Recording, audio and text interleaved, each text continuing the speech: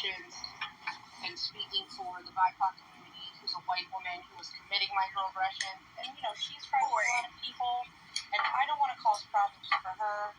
And now there's another man that's friends with a lot of people who's going around saying similar stuff that's just not true. And so I don't know where I can talk about that without causing problems that people are going to finish drama. And that's not on you, Goldie. That's just my insecurities. Yeah. But right now, the situation, specifically with Swirvin, we wanted to talk to Swirvin directly. He kept telling us no until a man told him yes, and then he continued lying. So I had made a video a couple weeks ago. I was like, hey, I'll have this conversation with you.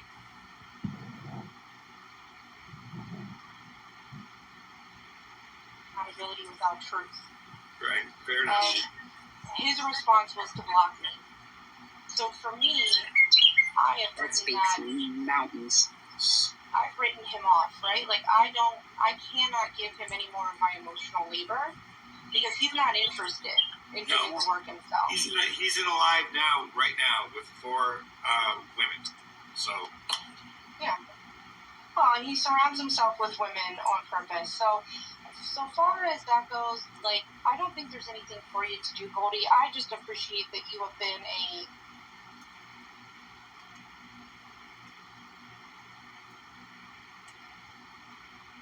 touch base. And I'm sorry that I didn't like. No. I was gonna write it to you, but then I don't like writing it because it's open to interpretation. You could be going, oh, he's angry at me and I'm not, or he's this and I'm not. I was just wanting to know that I did my part, and then all of a sudden I didn't hear from anybody, and I'm like going, okay, so what do I do now? What do I do now? So, I'm glad you did come through one of my lives the other day. You came through, and I was hoping you were going to stay, because we were going to get you up and do it then, but I'm glad I got to talk to you person to person, because my writing doesn't come across the way sometimes I express myself verbally.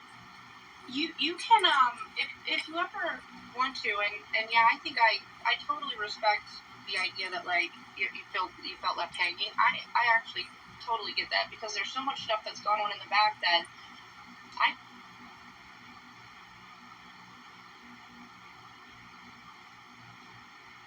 or whatever, do DM me and be like, hey, next time you're around, come through my live. Just preface it with I'm not mad at you, because I'll get paranoid. Okay, sure. And then I'll come through your live and talk to you.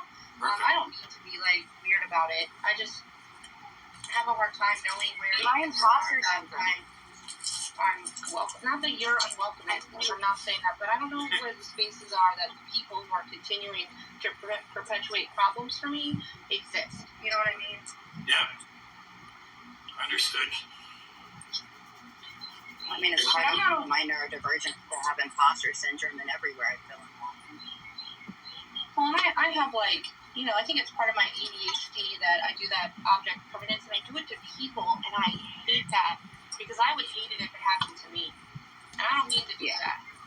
So I do it too. Please DM me if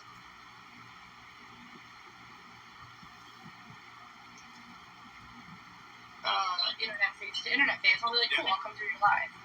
Perfect. But you really did an immense amount of help. I want your coffee. And I appreciate that. Add more, you can come over. I'm sorry, and you know what? As a recovering alcoholic, I know it's like to make amends.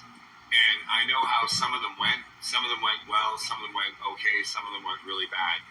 And I could tell from the start that what you were looking for, you were never going to get. I agree. And for me, I think waiting for it to happen, because to me it feels simple. What I wanted was the truth to be acknowledged, so that the apology was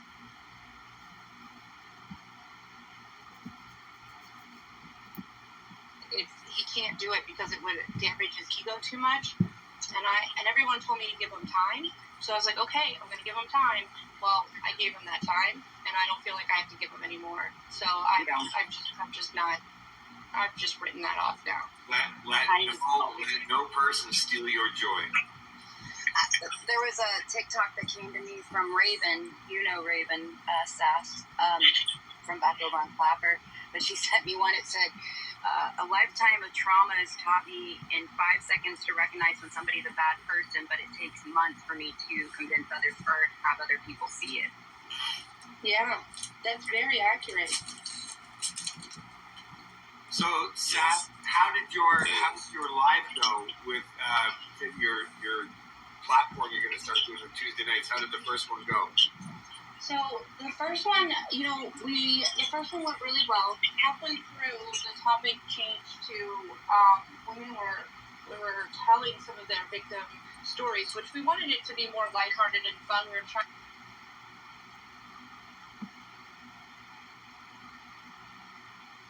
They can tell their whole truth. And then our second one was, because Donald Trump was supposedly getting indicted last Tuesday, which unfortunately didn't happen, we decided the topic should be the effects of the Trump administration on AFAB and women, effective and women.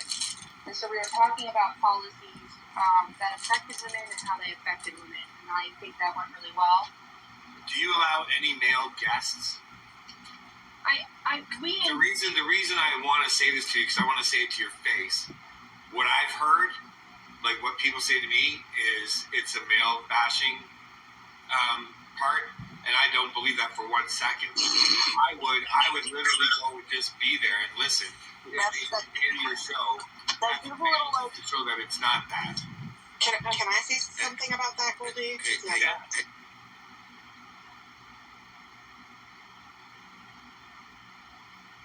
I've been hearing it as well.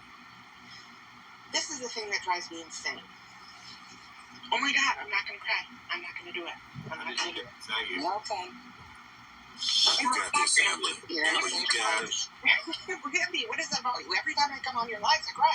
You know why? Because I feel safe. Oh, you're going to make me cry. Well, okay. I'm not going to do it. I'm not going to do it. The suggestion that I would participate in man bashing is offensive to me. I've been married for almost 20 years. I'm raising a son. My dad sacrificed his life to save me. I do not hate men. But the reality of what women live with in this country is what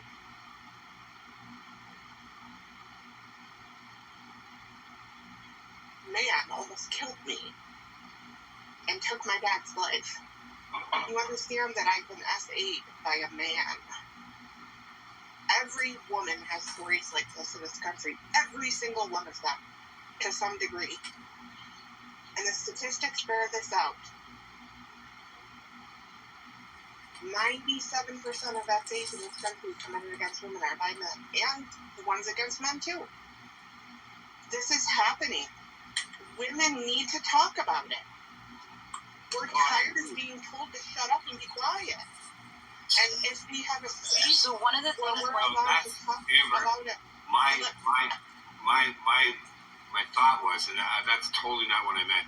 What I was trying to say was, how do we get more men to come in to listen and learn and shut the fuck up?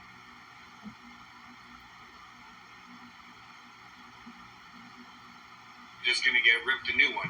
Well, No, listen. that's not the case. No, the first live, I will be honest, I wasn't there. I didn't hear it. So I can't speak to exactly what was said in that live.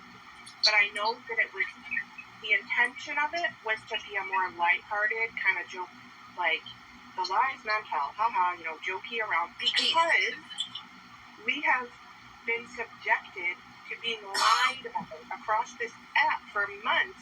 And you know what? At a certain point, you're going to have to laugh about it. I want to add That's where we're at right now. the points. Done. And people decide I want to add to take that release of frustration and stress and call it man bashing. And I want to add to the point.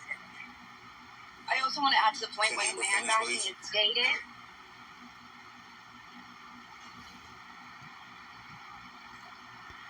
the truth. And yeah, okay, like we were joking around and maybe telling some jokes at men's expense, but the men that are the people who have been lying. Well, it's also a part of the patriarchy to say man bashing to try to make us silence. It's the same reason when they come after me to tell me to be quiet about the church. It is all a part of the system to stop us. And so when you hear somebody say man bashing and you take that and you go, oh, it must be man bashing, it's just the patriarchy holding us down.